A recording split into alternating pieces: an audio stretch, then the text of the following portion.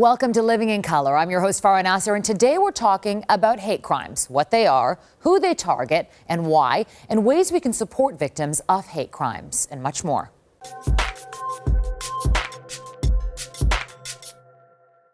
Today, I'm joined by Sabrina Ghaffar Siddiqui, PhD candidate and researcher, as well as Kathy Hogarth, professor of social work at the University of Waterloo and the author of a new book called Space for Race. Thank you both so much for being here.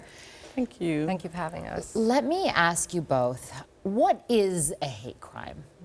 A hate crime is an act, a criminal act, taken against someone based on their ethnicity, race, religion, sexual orientation, gender, any of the above. I like to stretch the definition of a hate crime because when we think about things like harassment, for instance, harassment, we have criminal harassment, but then there are other forms of harassment that do not fit a definition of hate, of crime, but they perpetuate violence. Sabrina, I'd love for you to weigh in terms of what you think a hate crime, or how do you define it? So, I agree completely. I think we need to move beyond this kind of very rigid, categorized definition.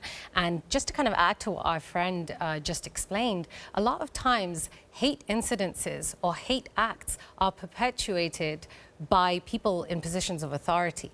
Those people, like in this situation, who are the ones that a victim is supposed to go and report to, are the ones who are behaving that way. So that really complicates things. That complicates the definition, it complicates the understanding that people have. Like, it makes them question themselves. Did I even, like if a police officer behaved that way, is it even bad? Like, it must have been me, it must have been me.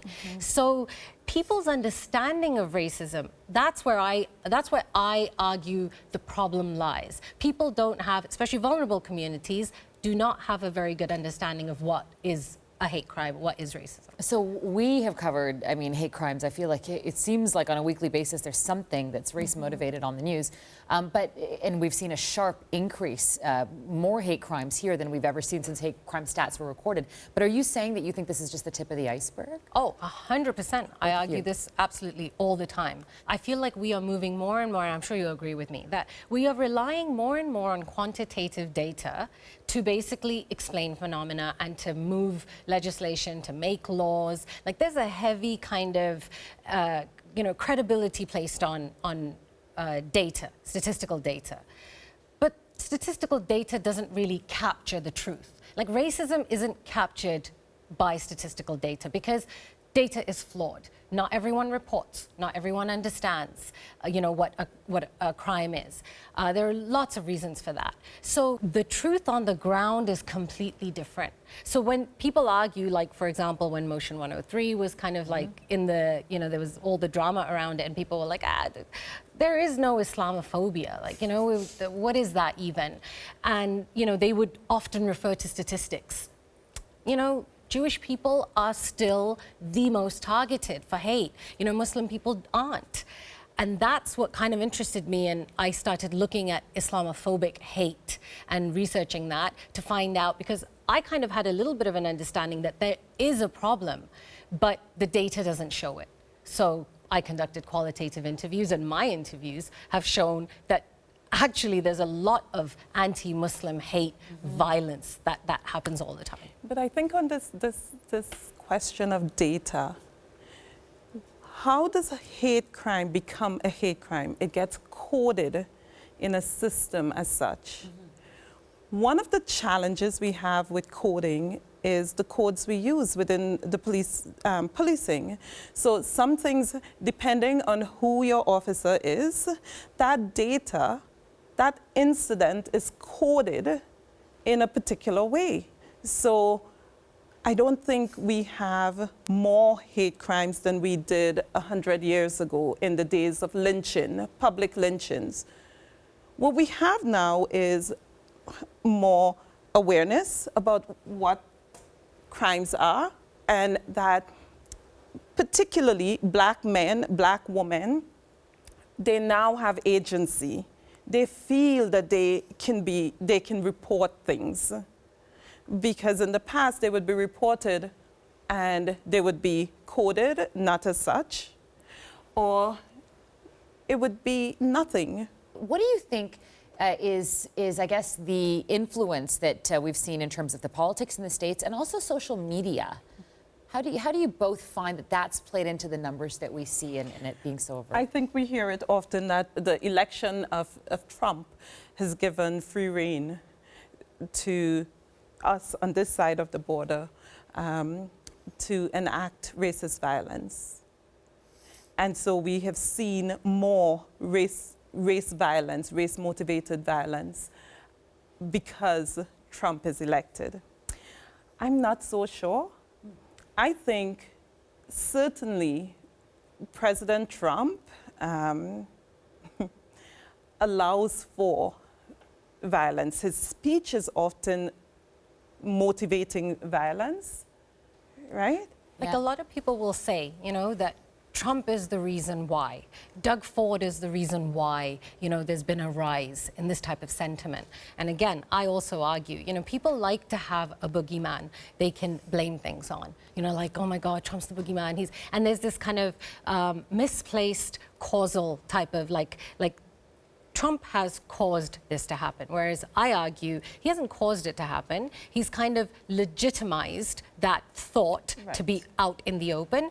But I will controversially maybe say that that might have been one of the best things that could have happened.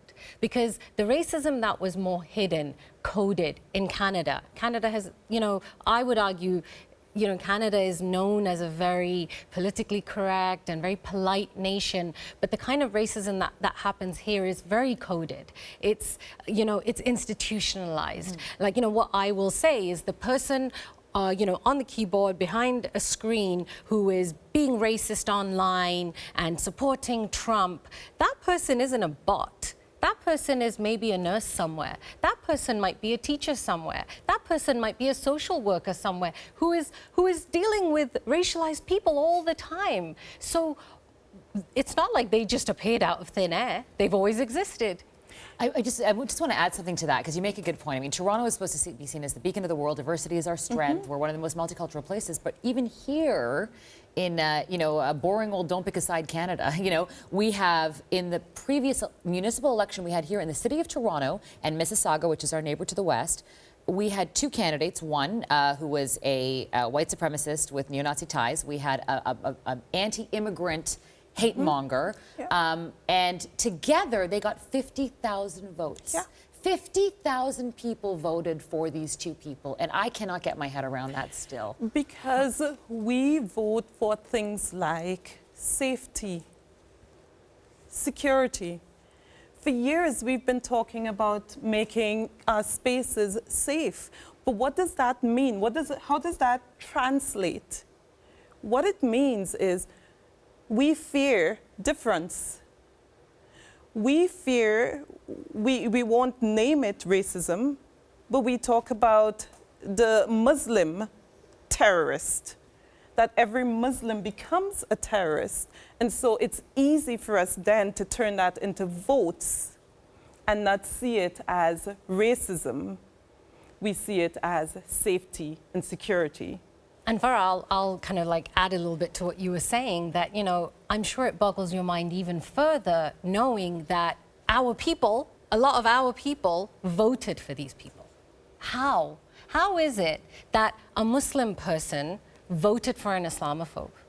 And the reason why is one thing that politicians are great at is pitting communities against each other and picking things that would, so, you know, LGBTQ plus issues are definitely a concern for a lot of, like, you know, some Muslim people, or, you know, so those become the points of discussion that, you know, the fears start to arouse, you know, in the communities, and that's how. How, in the aftermath of a hate crime, do we support communities? Do we support people who are victims of hate crimes? Our best support is to change our systems, change the structures that support racist hate crimes in any way. So how do we change our systems?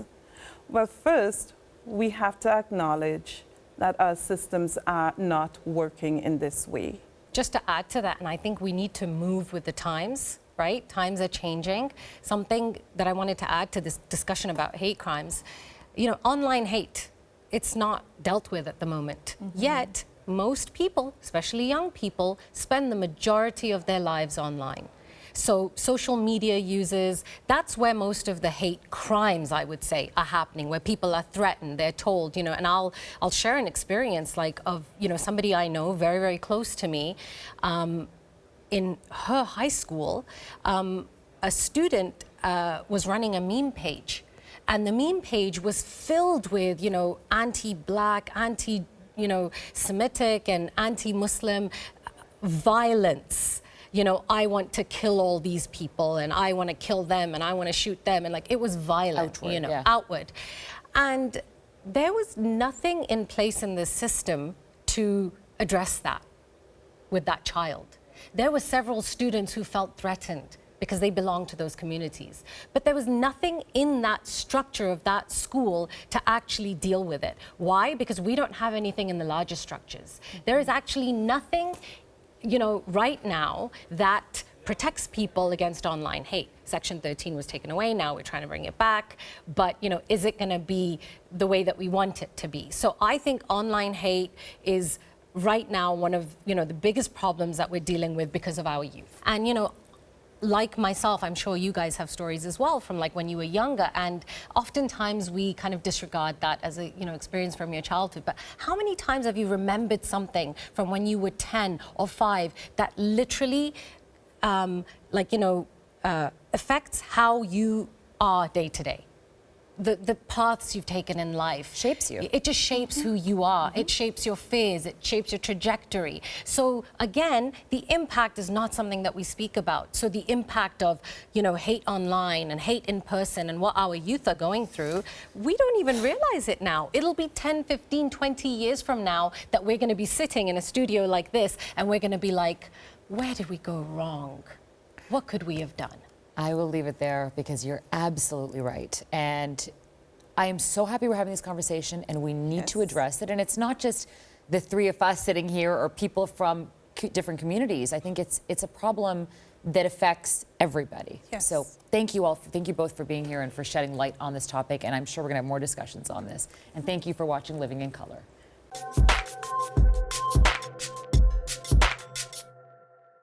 Thank you for watching Living in Color. If you enjoyed the show, please subscribe to our YouTube channel. And if you have an idea for a future Living in Color episode, we'd love to hear your thoughts. Please leave them in the comment section.